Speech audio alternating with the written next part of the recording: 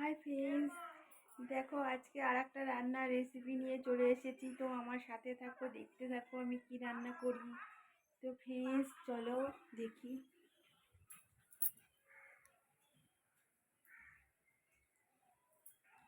তো ফ্রেন্ডস এই দেখো আমি মাংসটা ধুয়ে রেখেছি। এর মধ্যে মাংসের যে জলটা আছে সেটাও ফেলে দিয়েছি। এরপর মাংসটা আমি এখন মাখিয়ে রাখবো। কি দিয়ে মাখিয়ে রাখবো দেখাচ্ছি। এর মধ্যে দেবো পেঁয়াজ কুচি,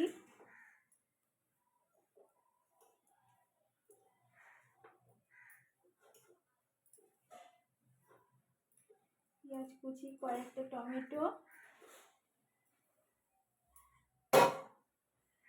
আর দেবো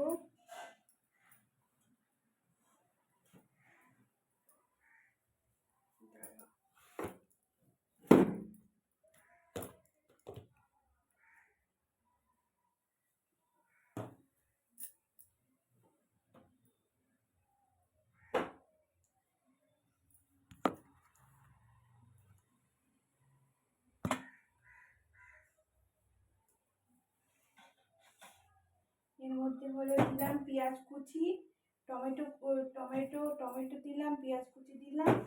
এরপর দেবো লবণ। লবণ একটু বেশি দিতে হবে, লবণ দিলাম। এরপর দেবো হলুদ দিলাম। হলুদ পরিমাণ মতন দেবো, হলুদটা একটু বেশি লাগে মাংসতে। আর দেবো জিরের গুঁড়ো, আর দেবো তেলটা বেশি করে দেবো। কিন্তু এখন অনেকে মাংস এভাবে করেই না, এটা আগেকার দিনের লোকেরা করতো। আগেকার দিনের বলতে কি 20-22 বছর 25 বছর আগে লোকে এরকম করতো। আর এখন তো মাংসটা ভেজে করে, টেস্টটা অন্যরকম লাগে। এভাবে করলে বেশি টেস্টি হয়, বেশি সুন্দর হয়, মাংসটা সফট হয়। এর মধ্যে তেল, ঝাল, লঙ্কা বেশি ভালোভাবে দিতে পারে, ঠিক আছে? এরভাবে করলে আলাদা টেস্ট। তো আজকে আমি এইভাবে বানাবো মাংস। তো তোমরা আমার সাথে থাকো, প্লিজ দেখতে থাকো আমি কিভাবে বানাই। দেখো এর মধ্যে আমি সব কিছু দিয়েছি। এর মধ্যে দিয়েছি জিরের গুঁড়ো, আর কয়েকটা কাঁচা লঙ্কা দিয়ে দেবো, কাঁচা লঙ্কা চেরা। এর মধ্যে দিলাম পেঁয়াজ কুচি, তেল, হলুদ, লবণ, আর কয়েকটা টমেটো কেটে রেখেছিলাম, সেটা দিয়ে এবার 8 ঘন্টা আমি রেখে দেবো। 8 ঘন্টা পর আমি রান্না করবো।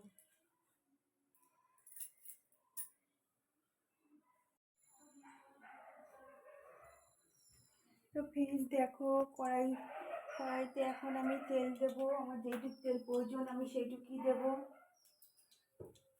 আর মাংসটা তো মাখিয়েই রেখেছি। এরকম তেল দেবো, অল্পই দেবো, বেশি দেবো না।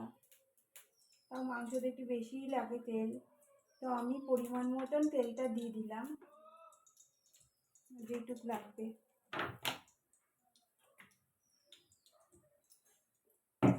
তো এই দেখো আমি একটা তেজপাতা দিলাম, তেজপাতা। আর এবার দেবো জিরে, আস্ত সাদা জিরে আছে, ওই জিরে।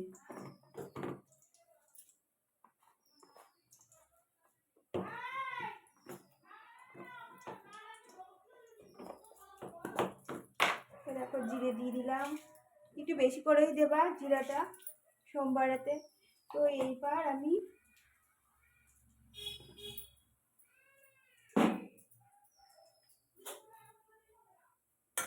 এটা কালো হওয়া অবধি অপেক্ষা করতে হবে। ও এর মধ্যে আবার দেবো একটা শুকনো লঙ্কা। শুকনো লঙ্কাটা দিলে না স্বাদও হয়, তাছাড়া কালারটাও আরও বেশি সুন্দর লাল লাল হয়ে যায়, ভালো লাগে। তো ফ্রেন্ডস দেখো তো কালো কালো হয়ে গেছে।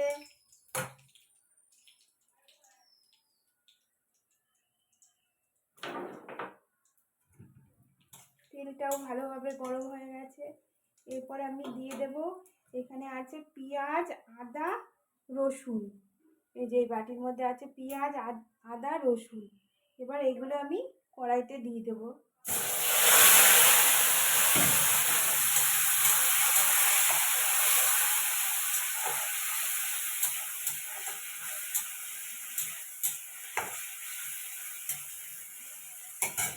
আর ওইখানে তো মোটামুটি মাংসটা যে চিকেনটা যে মাখিয়ে রেখেছি ওর মধ্যেও মোটামুটি মশলা আমার দেওয়া রয়েছে।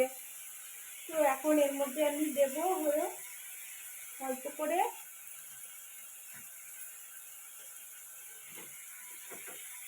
করে চিকেন কারি যে মশলা সেটা দিলাম।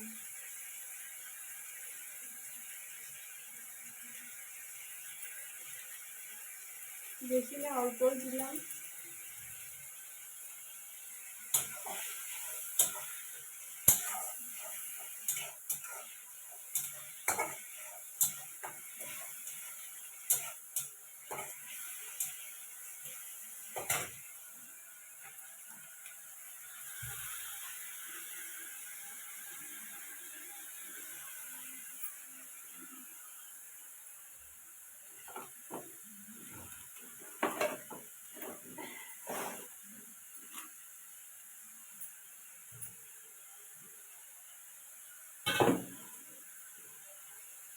এরপর আমি মশলাটা কষে গেছে ভালোভাবে, এরপরে চিকেনগুলো আমি দিয়ে দিলাম।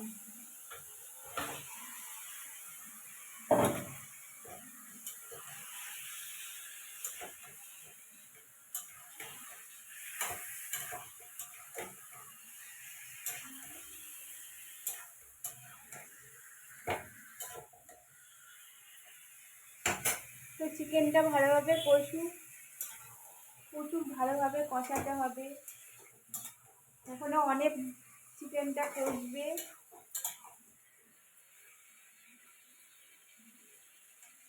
এই চিকেনটা তোমরা প্লিজ বাড়িতে করবা, তো অন্যরকম একটা স্বাদ আসবে, অন্যরকম একটা ফ্লেভার আসবে, অন্যরকম একটা মানে একটা তেল মশলা এই চিকেনের মধ্যে মাখিয়ে রাখলে কি হয়, সফট হয় চিকেনটা, তেল মশলাগুলো ভালোভাবে ঢুকতে পারে, আর চিকেনটা অন্যরকম একটা টেস্টি ব্যাপার হয়। তো তোমরা চিকেনটা বাড়িতে অবশ্যই এরমভাবে করে খেও। মানে তোমাদের প্রচুর ভালো লাগবে। একবার আমার কথা মতন করে খেও এরমভাবে। তো প্লিজ দেখো মশলাটা কষে গেছে, খুব ভালোভাবেই কষেছে এবং চিকেনটাও সিদ্ধ হয়ে গেছে, আলুগুলোও সিদ্ধ হয়ে গেছে। এরপর আমি এখন জল দিয়ে দেবো এর মধ্যে। চিকেনে তো বেশি জল ভালো লাগে না, আমি ওই জন্য 1 গ্লাস জল দিলাম। 1 গ্লাস জল হলে তাও মাখা মাখা হবে, ভালো হবে, শুকনো শুকনো হবে চিকেনটা।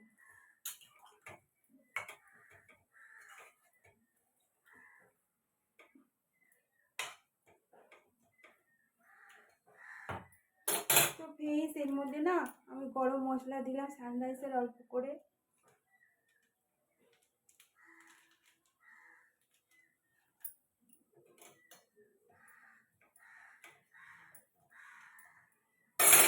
তো এবার ঢেকে দেবো।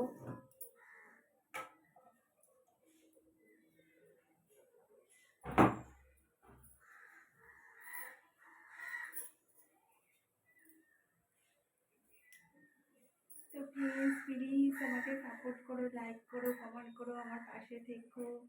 আমিও তোমাদের যতটা পারবো সাপোর্ট করব। তো প্লিজ এখন রাখলাম। তো দেখো প্লিজ চিকেনটা আমার রান্না হয়ে গেলে দেখো কেমন হয়েছে চিকেনটা। অবশ্যই তোমরা দেখলেও তো বোঝা যায় যে না খেতে কেমন হবে। তো অবশ্যই কমেন্ট করে জানিও যে চিকেনটা রান্না কেমন হয়েছে। তো প্লিজ এ দেখো লাল হয়েছে, মনে হয় ভালোই হবে, জানি না। তো প্লিজ টাটা, বাই বাই।